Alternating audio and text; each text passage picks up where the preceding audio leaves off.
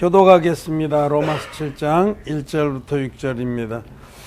형제들아, 내가 법하는 자들에게 말하노니 너희는 율법이 사람의 살 동안만 그를 주관하는 줄 알지 못하느냐. 남편은 여인이 그 남편 생전에는 법으로 그에게 매인거나 만일 그 남편이 죽으면 남편의 법에서 벗어났느니라.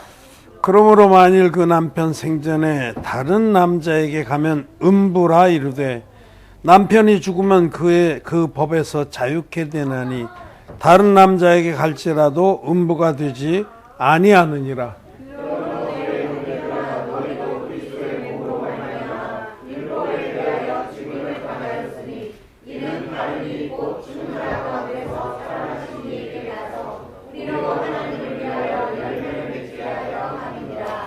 우리가 육신에 있을 때에는 율법으로 말미암는 죄의 정욕이 우리 지체 중에 역사하여 우리로 사망을 위하여 열매를 맺게 하였더니 이제는 우리가 어물리한 것을 위하여 죽었으므로 율법에서 벗어났으니 이러므로 우리가 영의 새로운 곳으로 섬길 것이요 의인의 그곳으로 앉을지니라. 아멘. 네, 성도 여러분 안녕하십니까? 네. 이 저녁에도 하나님께서 말씀으로 우리에게 은혜를 주셔서 하늘의 이슬과 같이 우로와 같이 우리 심령에 하나님의 은혜와 위로와 권면의 말씀들이 임하기를 바랍니다. 예, 그동안 우리는 로마서 말씀을 쭉 봐왔는데 이제 오늘 저녁에 이 로마서 7장 말씀 보고 내일은 8장의 말씀을 같이 나누고자 합니다. 이제 로마서는 8장까지가 복음에 대한 변증이고 9장, 10장, 11장 이 세 장은 이스라엘의 구원에 관한 말씀이고 12장부터는 거듭난 의인의 삶에 대한 말씀입니다. 그래서 그 다음은 좀 쉽습니다. 그 부분도 필요하면 이렇게 보시면 되는데 보시고 싶으면 하여튼 유튜브 우리 원영복음 성계 홈페이지에 동영상 설교가 쫙 분류가 돼 있어요. 그래서 로마서를 치면 로마서에 관한 설교들이 거기 있습니다. 얼추 아마 다 있을 거예요. 이스라엘의 구원에 대해서 제가 설교한 기억이 있고 이제 12장부터 언급하신 거듭난 의인의 삶에 대해서는 12장 한 장만 보면 나머지는 아주 보편적인 말씀들이에요. 성도들 사이에 서로 존귀히 여기고 사랑하라 그런 말씀이기 때문에 12장에 이제 거듭난 자는 자기 자신을 거룩한 산 제사로 드려야 한다 그런 말씀. 그래서 여기까지가 사실은 8장까지가 조금 어렵다고 그럴까 좀 해설이 필요한 부분입니다. 그래서 오늘은 그 7장에 이 말씀 우리가 예수 그리스도의 몸으로 말미암아 율법에 대하여 죽임을 당했다 이런 말씀을 좀 나누고자 합니다. 이 핵심이 우리 옛사람은 우리 죄의 몸은 이미 죽었다라고 말씀하시고 참 놀라운 일이죠. 우리 육의 몸이 이미 죽었다. 이것을 다른 각도에서 설명을 해주는 거예요. 예를 들어서 우리가 이미 우리 옛사람이 육의 몸이 죽었기 때문에 이제 우리 속사람은 자유케 돼서 예수 그리스도에게 가서 그와 그의 신부가 되게 되었다라는 말씀입니다. 근데 이것을 설명하기 위해서 한 예를 들어준 겁니다. 7장 1절에 형제들아 내가 법하는 자들에게 말하노니 너희는 율법이 사람의 살 동안만 그를 주관하는 줄 알지 못하느냐. 율법은 그 사람이 살아있는 동안만 그를 주관합니다. 이제 우리가 세상의 세상의 법, 사회법, 정부의 법, 실정법이라고 하는데 그 실정법에 대해서도 어떤 사람이 죽으면 실정법이 적용될 수가 없어요. 어떤 사람이 큰 죄를 졌어. 그래서 이제 기소가 돼서 잡으려고 합니다. 그래서 형사대도 쫓아다니고 그러는데 그 사람이 시체로 발견됐어요. 극단적인 선택을 했다고 그러죠. 그러면 그때부터는 공소권 없음 그렇게 처분합니다. 더 이상 이 사람에게 법적인 책임이나 형벌을 물을 수 없어요. 죽었기 때문에. 그렇잖아요. 그래서 그 모든 서류에다가 공소권 없음 그 빨간 도장을 땅땅땅 찍어서 종결합니다. 사람이 죽으면 더 이상 그에게 법을 적용할 수가 없죠. 그와 같이 우리도 법하는 자들에게 말하는 이 세상의 법의 법리라고 그러는데 법의 원칙을 아는 사람에게 말한다. 사람이 죽으면 더 이상 그에게 법을 적용할 수 없지 않냐 하면서 이제 그 다음에는 부부의 관계에 대해서 말씀을 합니다. 남편 있는 여인이 남편 생전에 다른 남자에게 가면은 이거는 불법입니다. 죄입니다. 그래서 죄를 추궁할 수가 있는데 이 남편이 죽으면은 남편의 법에서 벗어났기 때문에 다른 남자에게로 갈지라도 그것이 문제가 될 것이 없다. 법을 어긴 것이 아니다라는 겁니다. 그렇죠? 아주 당연한 말씀, 우리에게 이해가 되는 말씀을 하는 거예요. 그렇게 설명하면서 이제 우리가 예수 그리스도의 몸으로 말미암아 우리 옛사람이 죽었다. 그러므로 우리 속사람이 예수님에게 가서 그의 신부가 되는 것이 당연하다라는 말씀입니다.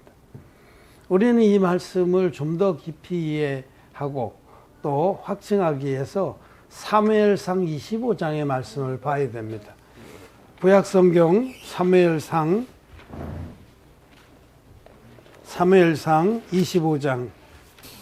이 사무엘상 25장에는 다윗이 자기 장인 사울왕의 미움을 받아서 그래서 도망갔어요. 피신했어요. 부하들을 아주 가까이 따르는 부하들을 한 수백 명 데리고 상당 기간 동안 도망 다녔어요. 사울이 죽이려고 했습니다. 다윗이 사울의 사위인데도 자기 딸 미가를 다윗의 아내로 줬거든요. 그런데도 죽이려고 한 것은 다윗이 인기가 너무 좋아. 그 사울이 이스라엘 유다 왕국의 그 통일 왕국의 첫 번째 왕입니다. 이스라엘 역사 전체를 통해서 왕을 처음 세운 것이 사울이에요. 백성들이 하도 왕을 세워달라고 요청해서. 근데 하나님은 마음이 상하셨죠. 내가 너희들의 왕인데 나를 믿지 않고 나를 무시하고 왕을 세워달라고 한다고. 그래도 하도 졸라서 하나님께서 선지자 사무엘을 통해서 사울을 왕으로 세웠어요. 첫째 왕으로. 사울은 이제 인간적으로 육신적으로 굉장히 탁월한 사람입니다. 키도 크고 준수하고 다른 사람보다 어깨 위 하나 컸다. 이렇게. 다른 사람이 어깨밖에 안 오는 거예요. 이 머리 위로 크니까 평균적인 신장보다 한 30cm 이상 컸겠죠. 3, 40cm. 굉장히 큰 거예요. 그 사울이 기름 부음을 받고 왕이 됐는데 이 사울은 아주 육신적인 사람입니다. 말씀을 믿고 하나님을 믿는 것이 아니라 상과 형편을 믿고 쫓았던 사람, 믿음이 없는 사람이에요, 한마디로. 그래서 그로 인해서 하나님이 사무엘 선지자를 통해서 약속하신 그 약속을 믿지 못하고 상황이 어려워지니까 막 자기가 친히 짐승을 끌어다가 제사도 드리고 그 약속한 날수 동안 기다리지도 않고 근데 그랬던 일로 인해서 하나님께서 종을 통해서 사무엘을 통해서 그 왕권을 뺏어버리겠다. 그러니까 그때부터 이제 더 두려워진 거죠. 게다가 다윗은 자기 사위인 다윗은 이전에 사울의 딸과 결혼하기 전에 이미 척척한 전공을 세웠습니다. 우리가 잘 아는 골리앗을 쳐 죽인 사건. 블레셋의 그 거인 골리앗을 물맷돌로 쳐서 조약돌 하나로 쳐서 정수리에 박아서 목을 베버렸거든요. 그로 인해서 이스라엘이 큰 승리를 거뒀죠. 그 이후에도 다윗은 전쟁에 나가면 큰 승리를 거뒀어요. 그래서 백성들이 다윗은 만만이요 사울은 천천히라 그런 노래를 불렀어요. 백성들이 이 골목 저 골목에서 아이들이 뛰다니면서 다윗은 만만이요 사울은 천천히라. 그 얘기는 사울은 다윗에 비하면 잽도 안 된다 이런 말이잖아요. 그래서 사울이 그 소리를 듣고 그때부터는 불안하기도 하고 자기 왕위를 뺏긴다고 이미 말씀이 떨어졌는데 다윗의 인기가 막 급등하니까 다윗을 죽이려고 했습니다. 그 미움이 극에 달하니까 악신이 들었어요. 악신이. 귀신이 들렸단 말이에요. 여러분 마음속에 그런 미움과 악독이 극에 달하면 사단마귀는 틈타고 들어갑니다. 거듭난 의인들은 우리 안에 성령이 계셔서 성령께서 우리를 지켜주십니다. 그런데 이제 그렇지 못한 경우는 분을 내거나 막 원한을 품으면 그 틈타고 귀신이 역사합니다. 그래서 사울이 귀신 들렸어요. 귀신이 들려서 그 속에서 괴롭게 할 때는 견딜 수가 없었어요. 그럴 때마다 다윗을 불러서 다윗은 음악도 잘했어요. 악기를 타게. 그 악기를 타면은 그 소리를 들으면서 평안을 유지하고 그랬어요. 그 사울은 정말 다윗을 미워해서 할 것이 아니라 고마워하고 기여기고 그랬어야 되는데 그런데 이제 한 번은 악기를 타러 와서 자기가 악신이 들려서 괴로울 때에 이 다윗이 그 앞에서 악기를 타는데 무슨 이런 현악기인지 그런 종류겠죠. 그런데 창을 던졌습니다. 사울이 창을 던져서 다윗을 꿰버리려고. 그런데 피했어요. 피해서 창이 벽에 꽉 박혔어요. 도망갔습니다. 그리고 그래도 다윗은 설마 날 죽이려고 할까 마음에 그런 확증을 얻지 못해서 있을 때에 이 사울의 아들 조나단이 너를 죽이려고 한다는 그런 확신을 줬죠. 증거를 줘서 도망가게 된 거예요. 그때 도망갔습니다. 사울의 낯을 피해서 도망갈 때 다윗의 수족과 같은 그 수하들이 한 600명 정도 따라갔습니다. 우리 주군을 충성을 다해서 따르리라. 그런데 계속 추적을 했어요. 사울은 아직도 왕이에요. 그래도 큰 군대가 있고, 그래서 친히 또 자기도 군대를 이끌고 계속 추적을 했어요. 죽이려고. 그래서 한 번은 그 굴에서 숨어서 굴에서 쉬고 있는데 다윗이 가서 그 옷자락을 베는 사건도 있잖아요. 다윗은 사울을 죽일 수 있는 기회가 많았지만 하나님의 기름 부은 왕이라고 믿었기에 손을 대지 않았습니다. 다윗은 하나님 앞에서 자기가 올바로 행하기를 간절히 원했습니다. 그럴 때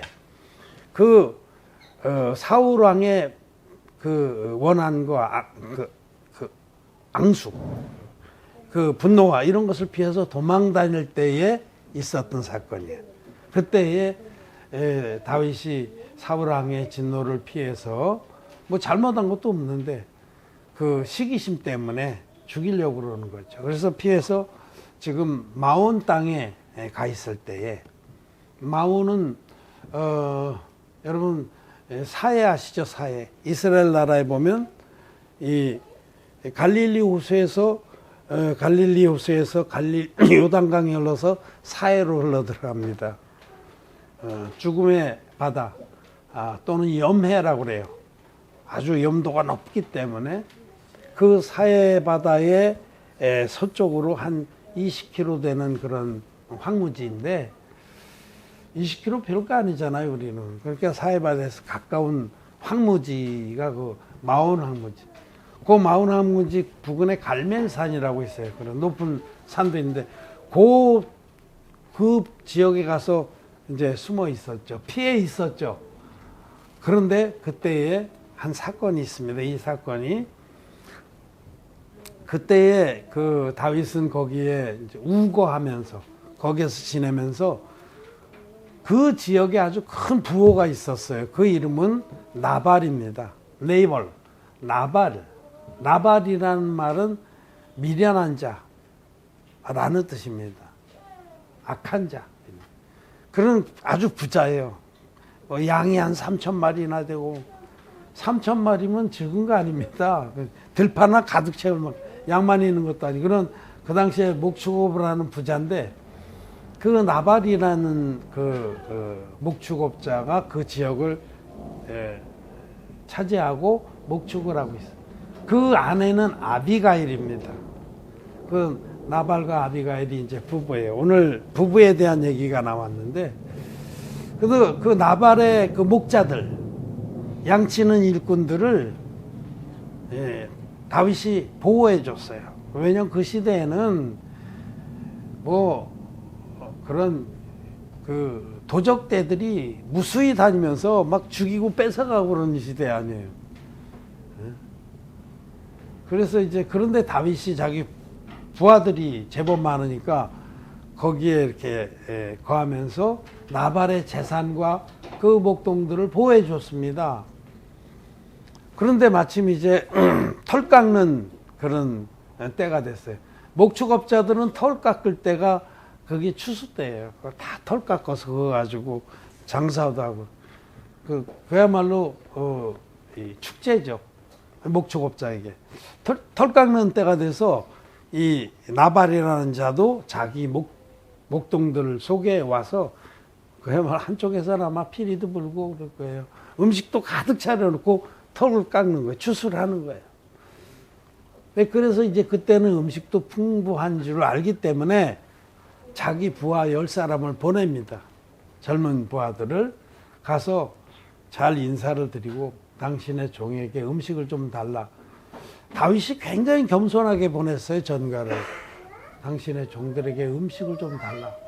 자기 자신을 다윗이 대단한 분인데도 자기 자신을 낮추고 나발에게 음식을 청한 거예요. 우리가 너희들이 이곳에서 너희의 목자들이 일할 동안에 우리가 너희들의 방패막이가 돼줬다.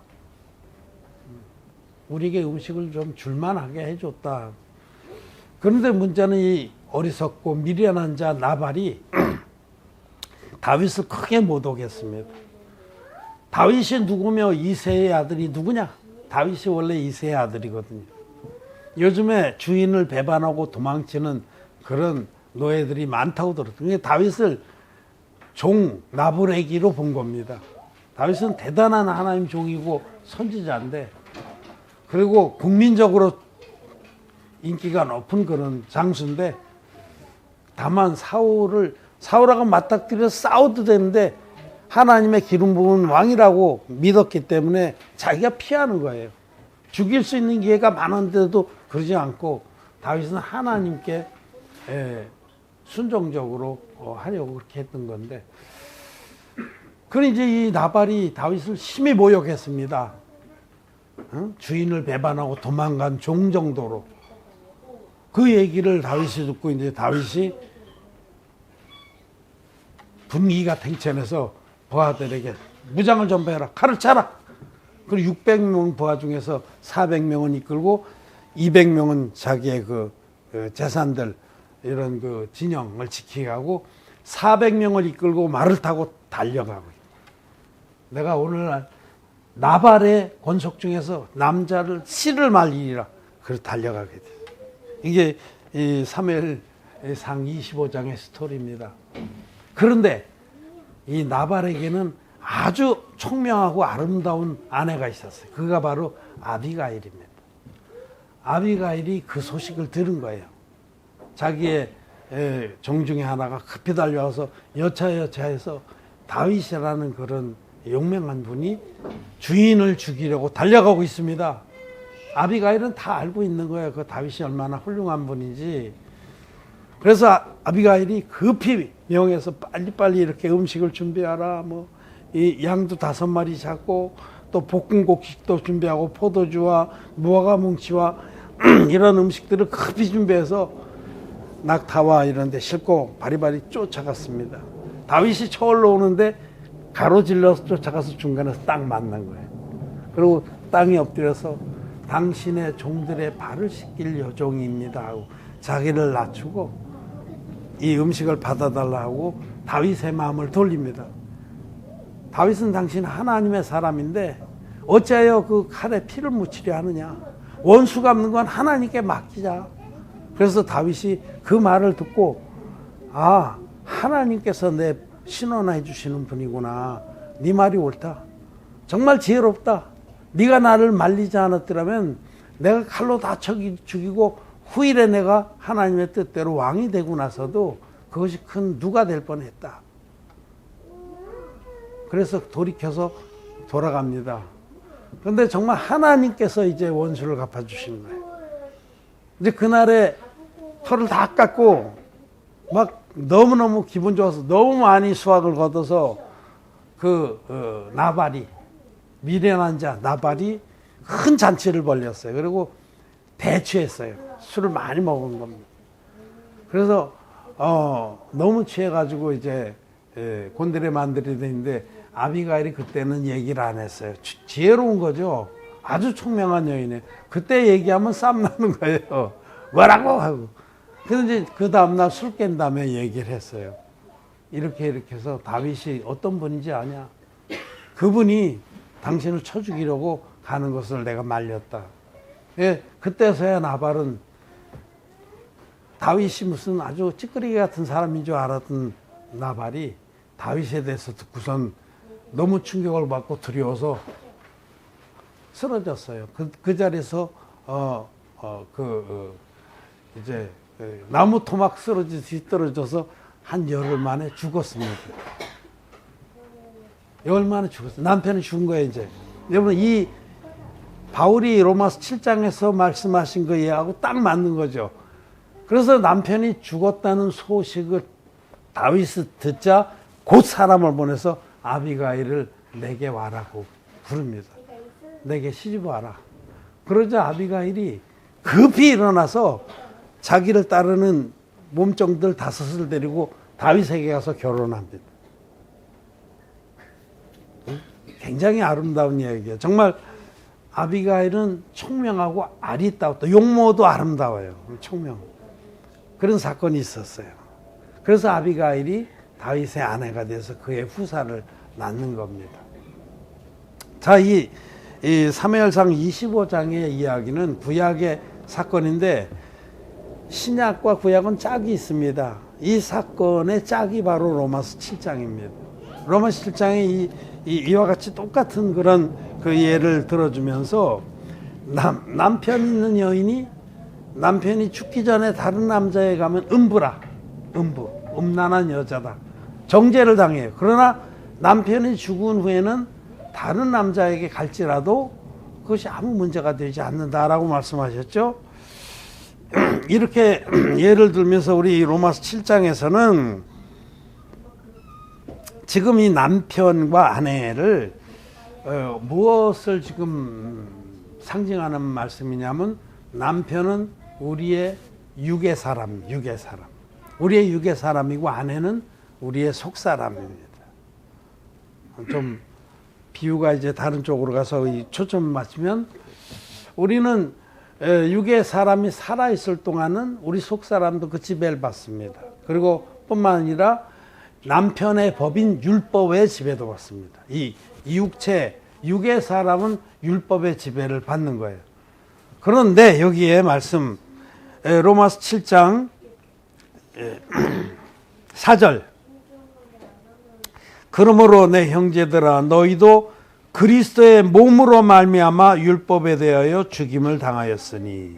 자, 이 말씀을 잘 보면 그리스도의 몸으로 말미암아 율법에 대해서 죽임을 당했다라고 합니다. 그리스도의 몸이라는 요 말이 평범한 얘기 같지만 이 특별히 신약 성경에서 그리스도의 몸, 그리스도의 살, 그리스도의 육체 다 같은 거예요. 몸이니 살이니 육체는 하나님께서 성자 하나님께서 우리를 구원하기 위해서 육신을 입고 오셨다는 부분을 말하는 거예요. 예수께서 하나님의 아들이 예수께서 육체로 임하신 것을 부인하는 영마다 적그리스도의 영이니 그렇게 말씀하실 때도 하나님이신 영이신 하나님 성자 하나님이 육체로 임했다. 육체로 임했다. 살로 임했다. 또는 몸으로 임했다라는 겁니다. 하나님이 왜 육신을 입고 오셨냐? 하나님 성자 하나님이 육신을 입고 오신 이유는 세례를 받아서 인류의 죄를 담당하기 위한 겁니다. 그래서 몸이다, 육체다, 살이다 하는 것은 예수님이 받으신 세례를 계시하는 거예요. 예수님께서 5,000명을 먹이신 후에 물고기 5마리하고 보리떡 2개를 가지고 5,000명을 먹이신 후에 그 배불리 먹은 그 당시에 그 사람들이 대략 그때 최소한도 15,000명이 먹었을 거예요. 왜냐하면 남자만 5,000명이기 때문에 어린이하고 여자들은 숫자에 안 쳤어요. 그러니까 그 3배는 아주 기본이에요. 보통 저도 그 방글라데시나 이런 데 가난한 나라에 가서 이제 선교하러 가서 가면은 뭐 나눠주기도 하는데 그 신기한 거는 집들이 별로 안 보여요. 벌판이에요.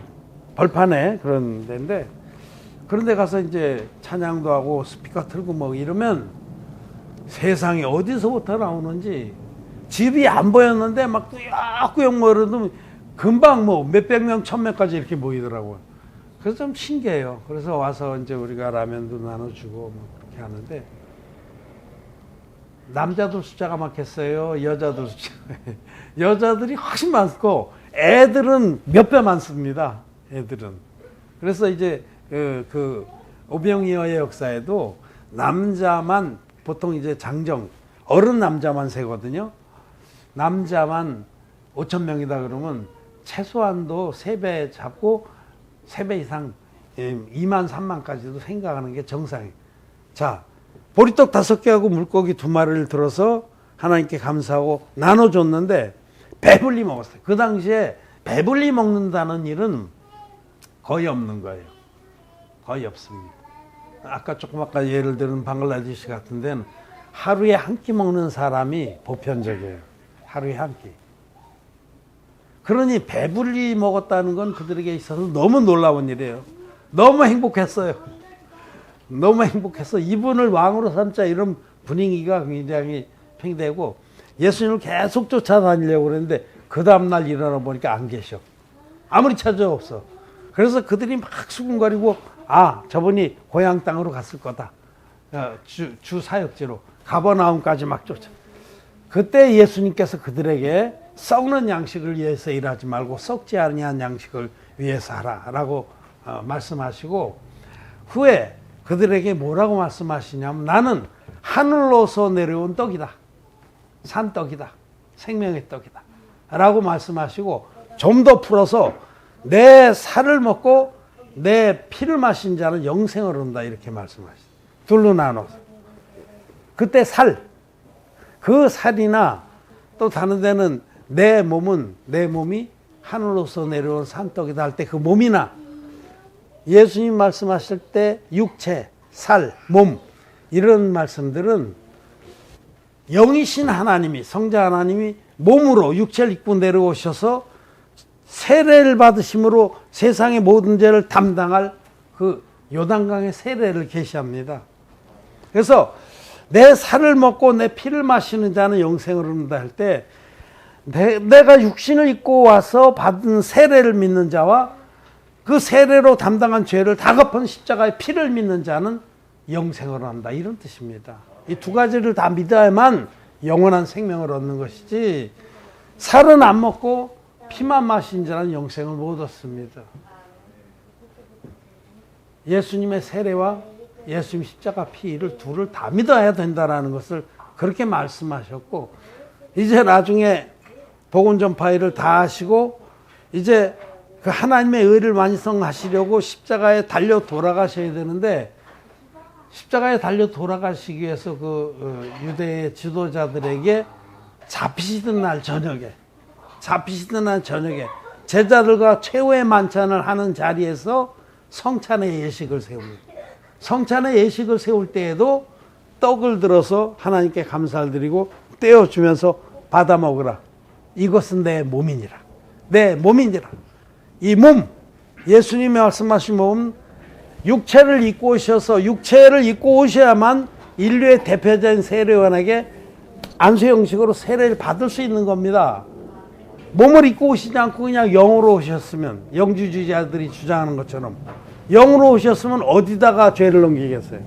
우리 주님은 실체로 이 땅에 몸을 입고 오셔야만, 흠없는 어린 양이 되셔야만 그 머리에 안수를 해서 죄를 넘길 수 있는 거죠. 그래서 몸이니 살이니 육체는 예수님이 받으신 세례를 계시하는 겁니다. 그 성찬식에서도 떡을 들어서 기념하시고 띄어서 나눠주면서 받아 먹으라. 이는 내 몸이니라 라고 하신 것이, 이것이 바로 나의 세례다. 그리고 포도주잔을 들어서 감사의 기도를 드리고 받아 마시라. 이것은 너희를 위하여 흘리는 언약의 피니라. 주님이 받은 세례와 주님이 흘리신 피, 이 두 가지가, 이 둘을 다 믿어야 영생을 얻는 겁니다. 그리고 이 성찬의 예식을 세우시고 내가 다시 올 때까지 너희는 이것을 기념하라고 그랬어요. 이 복음의 핵심입니다. 성찬 예식에 계시된 복음의 핵심을 끝까지 지키라는 거죠. 우리를 구원하신 주님의 사역은 물과 피의 사역입니다.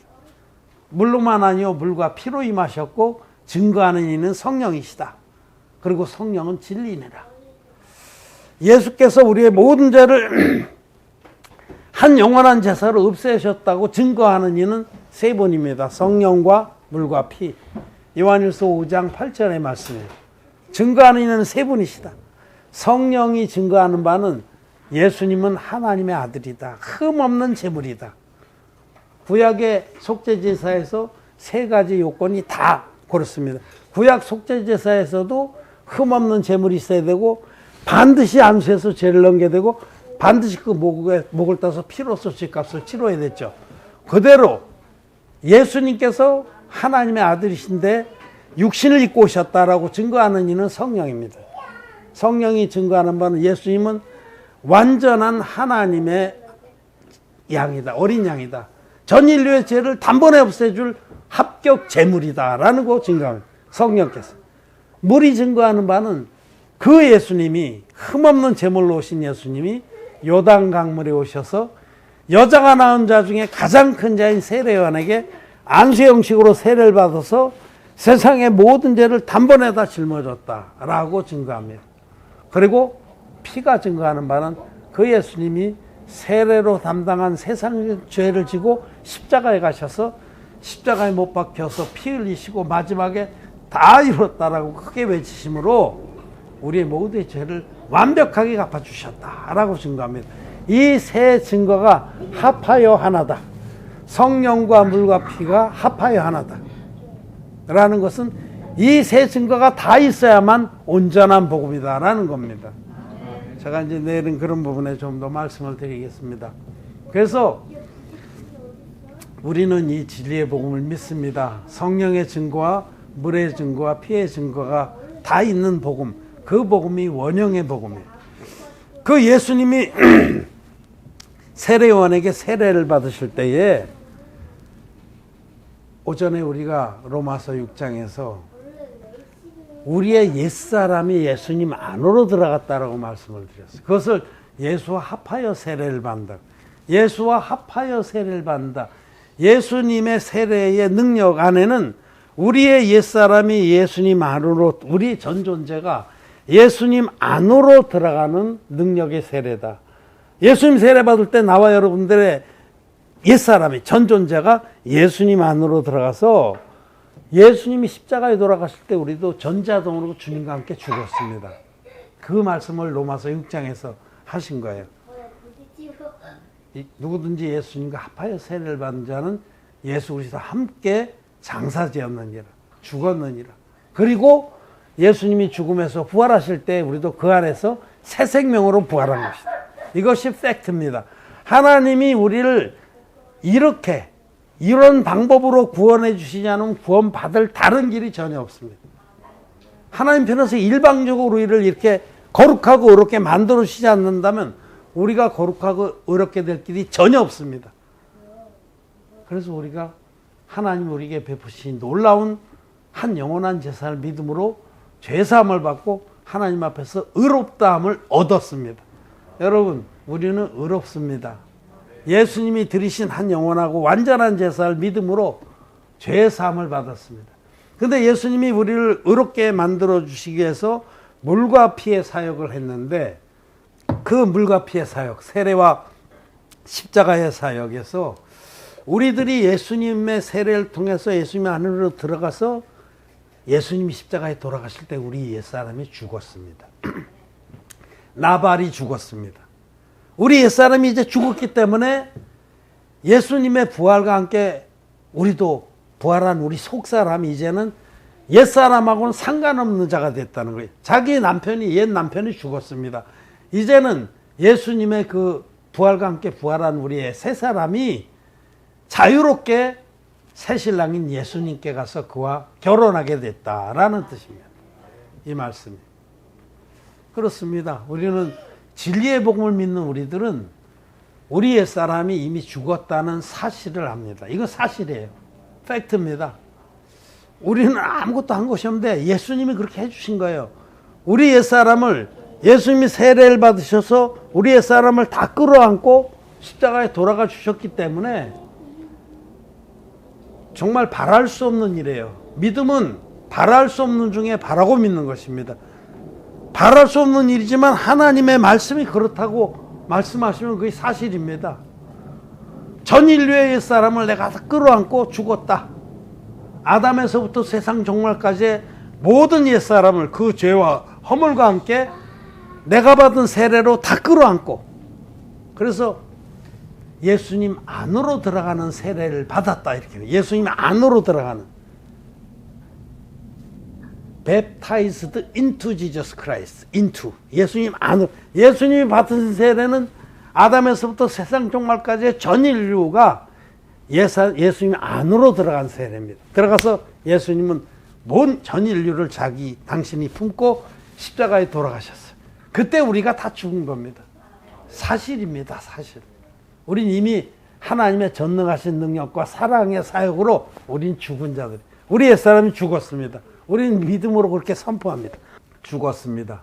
그리고 예수님 부활하실 때 우리의 속사람은 새 생명으로 부활했어요. 우리가 지금 사는 것은 새 생명으로 사는 겁니다. 그 말씀이 바로 갈라디아서 2장 20절 말씀입니다. 내가 그리스도와 함께 십자가에 못 박혔나니. 사도 바울은 예수님이 돌아가실 때 못 봤어요. 살아생전에는 예수님하고 만난 적이 없어요. 기록에 의하면. 먼 발치에서 보는지 몰라요. 그런데도 사도 바울은 진리의 복음을 믿음으로 내가 이미 죽었다는 얘기를 선포해요. 내가 예수님과 함께 십자가에 못 박혔다. 그런즉 내가 사는 것은 이제 내가 아니다. 이건 다 죽었고 그리스도께서 내 안에 사는 것이다.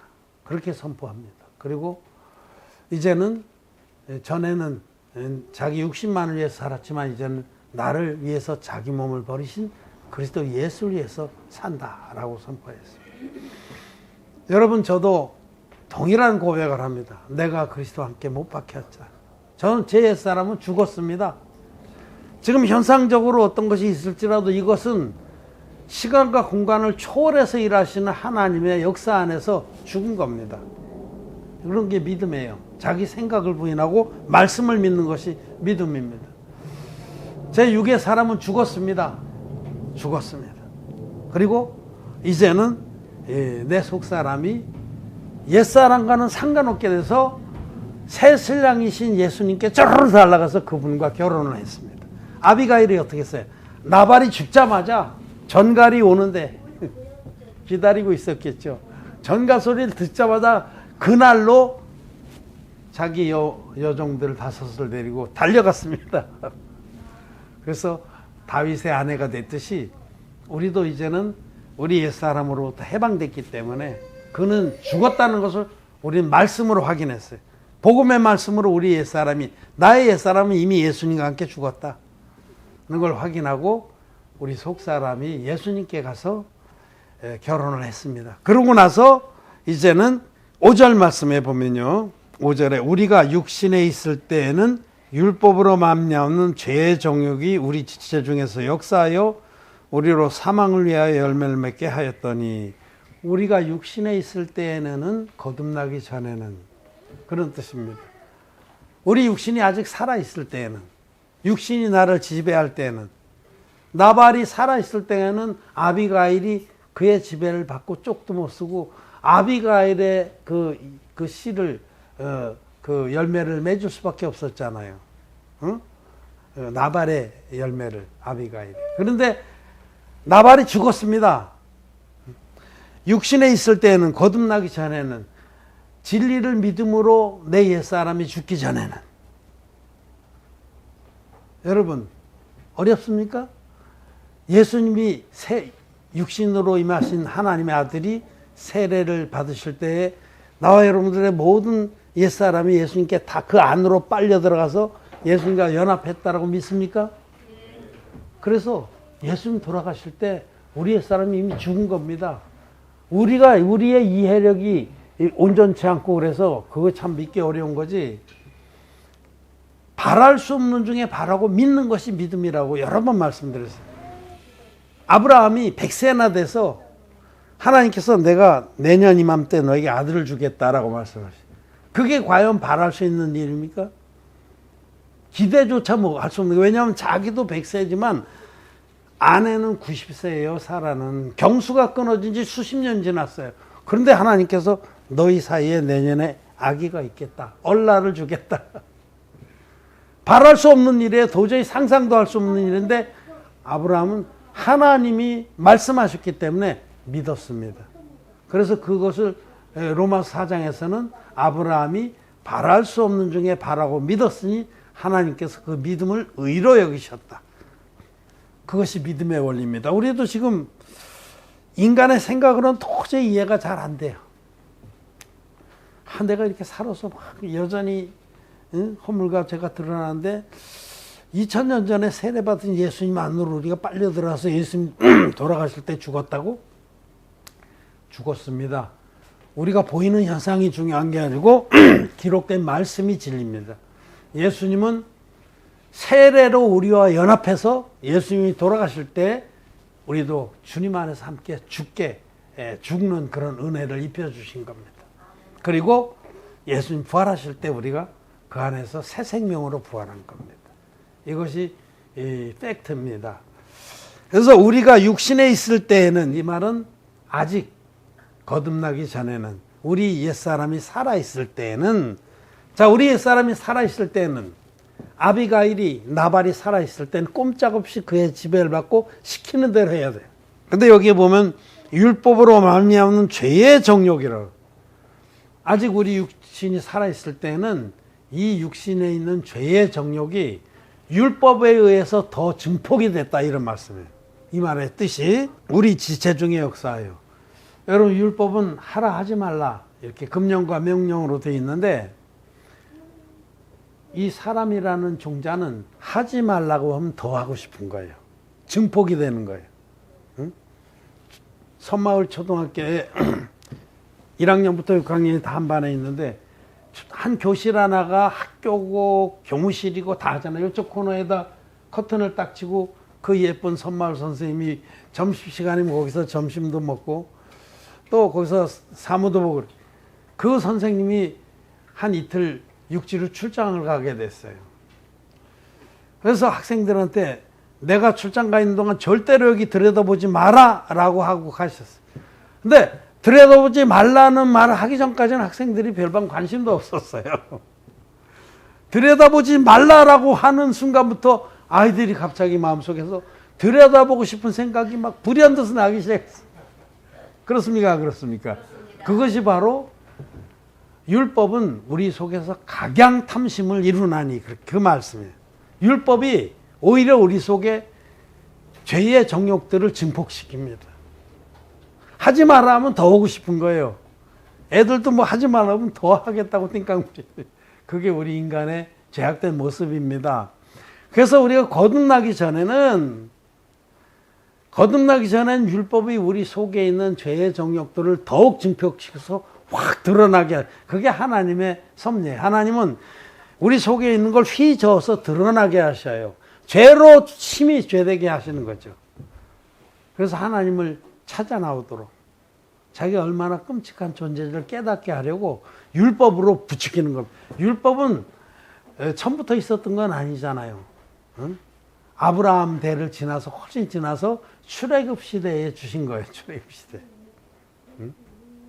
그래서 그 당시에 이스라엘 백성이 죄를 죄로 여기지 않고 타락된 삶을 살 때 율법을 주셔서 그들이 얼마나 끔찍한 그런 존재인지를 깨닫게 하시려고 율법을 주신 겁니다. 그래서 이 사도행전 로마서 3장에서도 3장 20절에 율법으로는 죄를 깨달음이니라.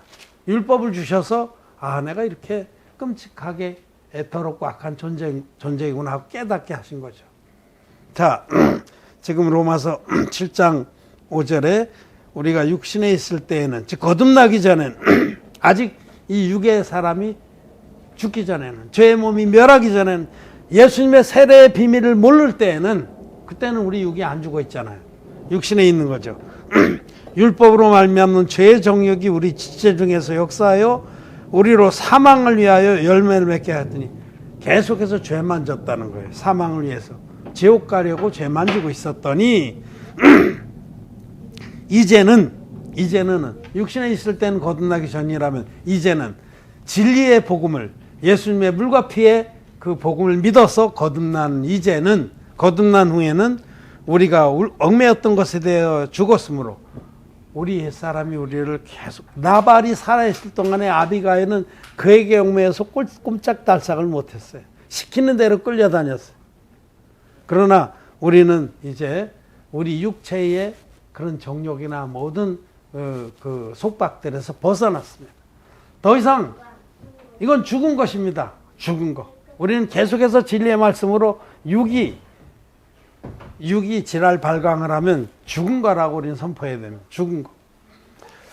죽었으므로, 그것이 또 사실이므로 육신의 법인 율법에서 벗어났습니다. 우리는 육신의 법인 율법에서 벗어났습니다. 이제는 그 율법의 문자에 우리가 속박을 받지 않습니다. 예를 들면 보세요. 여기 의문이라고 나오는데, 의문에 묵은 것이 나오는데, 율법에는 음식물 규정이 있잖아요. 음식물 규정에는 쪽발이 갈라지고 대책임지라는 짐승은 먹을지니라. 그렇게 되어 있습니다. 그래서 그렇다면은 쪽발이 갈라지고 대책임지라는 짐승은 양이나 염소나 소나 이런 거예요. 그건 영적인 그 안에 뜻이 있는데, 돼지, 토끼 이런 거는 거기도 구체적으로 쪽발이 갈라졌으나 대책임질 아니함으로 먹지 마라. 자, 우리가 아직 율법의 문자에 얽매 있을 때, 우리의 그 옛사람이 살아있고 그 육체의 법인 율법의 지배 아래 있을 때는 그런 시대가 있고, 지금도 아직까지 뭐 유대인들이나 또 중동 사람들도 돼지고기 안 먹잖아요. 그런데 돼지고기 얼마나 맛있어요. 얕은 맛이 있고. 또 뭐 물고기도 수중 생물 중에 비늘이 있고 지느러미가 있는 물고기는 너희가 먹되, 비늘이 없고 지느러미가 없는 물고기들 이런 건 못 먹는 거예요. 그러면은 그 중에는 비늘 없는 물고기죠. 뱀장어, 메기, 미꾸라지, 온갖 좋은 건 거기 다 들어가 있어요. 스테미나 음식들은. 그런 그 문자에 우리가 지배를 받는다면 못 먹는 거예요. 그렇지만 이제는 우리들이 죄의 몸이 멸했고, 그 죄의 몸이 지배를 받던 율법에서도 우리 해방됐기 때문에 율법의 문자에서부터 우리는 해방이 된 겁니다. 의문에 묵은 것으로부터 우리는 해방됐어요. 의문에 있는 그 율법에 있는 모든 문자적인 명령에서 우리는 해방된 겁니다. 난지 8일 만에 할례를 받으라. 해방됐잖아요. 그렇게 안 하잖아. 아들 낳았다고 우리 하온이 8일 만에 가서 할례를 하지 않았거든요. 그런 그 의문에 묵은 것, 문자의 옛것이 우리는 더 이상 지배를 안 받아요. 왜냐하면 우리 옛사람의 법인 그 율법에서 우리는 해방됐기 때문에. 근데 여기 하나님 말씀하시기를 영의 새로운 것으로 섬길 것이요. 거듭난 자들은 이제는 율법의 문자주의에서부터 벗어나서 성령의 새로운 것으로 섬기는 겁니다. 영이라는 건 성령을 말해요. 자, 죄사함 받은 우리들에게 성령을 주셨습니다. 너희가 각각 회개하여 예수 그리스도의 이름으로 세례를 받고 죄 사함을 얻으라. 그리하면 성령을 선물로 받으리니. 죄 사함 받은 자만 성령을 받습니다. 사도행전 2장 38절 말씀이에요. 마음에 죄가 있으면서 날마다 회개 기도하면서 주여 하는 그런 사람들이 성령 받았다고 방방 뛰는 것은 성령입니까 아닙니까? 성령 아닙니다. 악한 영입니다. 성령은 거룩하신 영이기 때문에 죄가 있는 마음에 임하실 수가 없습니다. 죄인의 마음엔 성령 임하실 수 없어요. 죄사함 받은 거룩한 심령에만 임하시는 거예요. 그럼 죄사함 어떻게 받느냐? 물과 피로 임하신 예수님의 한 영원한 제사를 믿음으로 받는 겁니다. 예수님이 하나님의 아들이신데 세례로 나의 모든 죄와 내 옛사람까지 다 끌어안으시고 십자가에서 다 이뤘다 하시기까지 심판을 받아주심으로 값없이 우리들이 오직 믿음으로 죄사함 받고 구원을 받았다. 이것이 진리입니다. 이렇게 온전한 복음, 물과 피의 복음, 우리 주님이 제자들에게 친히 주셨던 그 원형의 복음을 믿는 자는 단번에 마음의 할례를 받고 거룩하게 되는 겁니다. 죄가 뚝 끊어져서 예수님께 다 넘어갔기 때문에 의인 되는 겁니다. 거룩하게 되는 겁니다. 그렇게 거룩하게 된 의인들의 마음에 성령이 임하시는 거예요. 죄사함 받는 동시에 성령이 임하셔서 그 마음에 인을 치십니다. 인, 불도장, 너는 내 거, 너는 하나님 거. 그리고 그 믿음을 지켜주십니다. 죄사함 받은 자만이 성령을 선물로 받는 겁니다. 그래서 성령께서 오셔서 거듭난 자들이 이제는 지금부터 어떠한 삶을 살아야 될지를 가르쳐 주시고 또 감동을 주시고 인도하십니다. 계시의 정신을 주셔서. 자, 거듭난 우리들은 이제는 의문에 묵은 것에서 해방됐어요. 그럼 이제는 자유하다고 방종하며 살 것이냐? 아니라는 겁니다. 진리의 복음을 믿어서 거듭난 우리들은 이제는 영의 새로운 것으로 섬길 겁니다. 그것이 바로 새 계명이에요. 새 계명. 새 계명으로 옛 계명은 다 폐해졌어요. 거듭난 우리들에게. 의문에 묵은 것은 다 폐해졌고 새 계명, 그것은 내가 너희를 사랑한 것 같이 너희도 서로 사랑하라는 겁니다. 그때의 사랑은 육신적인 사랑이 아니라 복음의 사랑입니다. 하나님이 가장 귀하게 여기신 것은 진리의 복음으로 죄인들을 구원해서 하나님의 자녀가 되게 하고 영생을 얻게 하는 겁니다. 그거보다 귀한 건 없습니다. 육신의 사랑은 혹시 우리가 해야 된다면 이 복음의 사랑, 영혼의 사랑, 진리의 사랑을 하기 위해서 하는 겁니다. 우리가 이제 어려운 처지에 있는 사람들, 도움이 필요한 사람들에게 도움을 줄 수가 있어요. 우리 어제도 얘기했던 최머식이 목사님이 하는 그 바퍼 사역 같은 거, 저도 해외의 우리 동역자들에게 그런 사역 지원합니다. 인도의 센토시 목사에게 매주 그 목사님 매주 빈민촌에 가서 한 300명 어린이들에게 밥을 먹여요. 그것도 필요합니다. 필요하지만은 그것이 전부는 아니라는 거죠. 그것을 하는 이유는 그렇게 그들을 돌봐서 그들이 교회로 나올 수 있게 인도하고 그들의 마음에 하나님 사랑이 들어갈 수 있는 그 마음의 털을 닦아준 다음에 궁극적인 목표는 그들에게 진리의 복음을 전해서 그들이 죄사함 받고 하나님의 자녀가 돼서 영생을 누리게 하는 그것입니다. 그것이 바로 진리의 사랑이고 새 계명입니다. 하나님이 우리에게 주신 것은 영의 새로운 것은 새 계명입니다. 거듭난 우리들은 새 계명을 순종하면서 사는 자들이에요. 우리의 관심과 우리의 모든 마음은 이 새 계명을 준행하는 데 쏟아져 있습니다. 복음을 전해서 영혼들을 죄사함 받게 하는 그거보다 큰 사랑은 없습니다. 그거보다 또 귀한 사역도 없습니다. 오늘 우리는 이 나발과 같은 우리 옛사람이 죽어야 그리스도에게로 가서 그리스도의 신부가 될 수 있다라는 말씀을 했습니다. 자, 여러분, 나발과 같은 옛사람이 죽었습니까? 말씀으로 죽어야 돼. 진리의 복음을 믿음으로 우리는 죽었다는 걸 확인합니다. 우리 옛사람은 죽었습니다. 우리 옛사람이 더 이상 준동하지 못하도록 이 진리로 꼭꼭 단속을 해야 돼. 복음을 듣고 믿는다는 분들 중에도 이 옛사람이 막 준동하고 막말로 개지랄을 빠는데 그냥 내버려 두는 경우가 있어요. 그거 잘못하는 겁니다. 그럴 때마다 죽은 게 왜 이 지랄이야? 넌 죽은 거야. 예? 뚝! 입 쳐닫고 좀 가만히 있어. 그리고 우리 속에는 주님과 함께 부활한 새 생명, 부활한 거듭난 새 사람이 있다는 거죠. 새 사람을 입었으니 새 사람이 이제는 나의 신랑인 그리스도를 위해서 사는 겁니다. 전에는 거듭나기 전에 우리가 육신에 있을 때는 우리들이 다 자기만을 위해서 살았어요. 자기만을. 그렇죠? 자기만을 위해서 살았는데 그 자기가 죽었단 말이에요. 그리고 무덤에 묻혀 썩어 문드러졌다. 이제는 우리가 부활했는데 전에는 나발의 지배를 받아서 나발에 꼼짝없이 묶여서 고생하면서 살았는데 나발이 죽었단 말이에요. 그리고 아비가일이 다윗과 결혼했듯이 우리도 이제는 우리 속사람이 새 사람이 우리를 구원하신 새 신랑 예수님께 가서 예수님과 결혼했으니 우리 이제 예수님을 섬기고 예수님의 뜻을 쫓는 자들이 된 것입니다. 정말 아름다운 신랑 아닙니까? 정말 영광스러운 신랑 아닙니까? 정말 존귀한 분 아닙니까?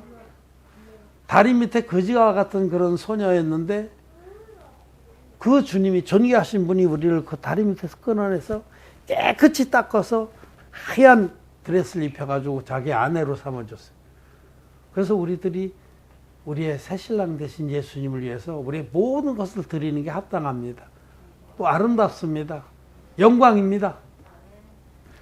우리는 그리스도의 신부들이 됐습니다. 그러면 이제 예수님의 사랑을 받아서 그 씨들을 낳는 거죠. 그 후손들을. 진리의 복음을 받아서 많은 후손들을, 의인들을 낳는 것이 우리의 남은 생애의 삶입니다. 우리는 전에는 우리가 육신에 있을 때는 나만 위해서 살았던 자들인데 이제는 죽었으므로 아비가일에게 나발이 있을 때는 어쩔 수 없이 그를 위해서 살고 그의 명령 아래 복종하고 고통을 겪으며 살았지만 그가 죽었으므로 이제는 아비가일은 홀홀 자유로운 몸이 돼서 다윗과 결혼할 수 있었듯이 똑같이 우리들은 우리 옛사람이 이제 죽었으므로 우리 속사람이 예수 그리스도의 아내가 돼서 그를 위하여 열매를 맺게 된 것이다. 이제 우리들이 무엇을 위해 살지는 분명한 겁니다. 거듭난 우리들은 이제는 더 이상 자기 자신을 위해서 살지 아니하고 나를 위해서 자기 몸을 버리신 예수 그리스도를 위해서 사는 것이다. 그것이 바로 영의 새로운 것으로 섬기는 삶입니다. 오늘 우리는 나발 같은 우리의 옛사람이 죽은 것을 확인하고 우리가 예수님의 신부가 돼서 이제는 예수님을 위해서 의의 열매를 맺는 삶을 살게 됐다라는 부분에 말씀을 나눴습니다. 이 말씀을 마쳤습니다.